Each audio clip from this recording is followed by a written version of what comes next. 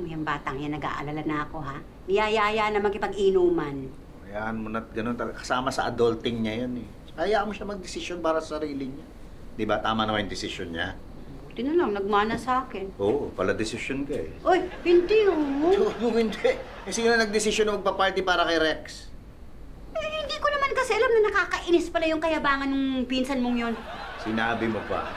Sinabihan ko sila, baby, huwag magsasalita ng hindi maganda tungkol sa kanya. Ay naman, tama naman pala sila. Ikaw, hindi mo naman ako tinext. Eh, paano kita iti-text? Nag-iisip ako ng paraan paano siya iiwasan. Alam mo, huwag na lang natin ituloy yung party. Uy, ba? Sinabi ko na magpapaparty tayo eh. Pumunta ka sa KTV bukas ha, para malaman natin kung anong mga ihahanda. Nga, sige na, sige na.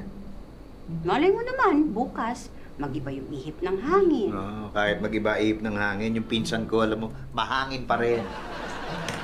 Alam mo, ikaw, Oo. nasistress ka. Nasistress ka sa wala.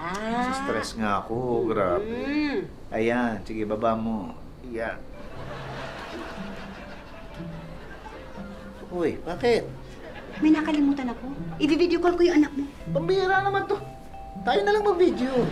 Video call. Tayo mag-video call sa anak mo. Sama mo naman ako. Hindi mo ako sinasali. Talaga? Yan na, dali.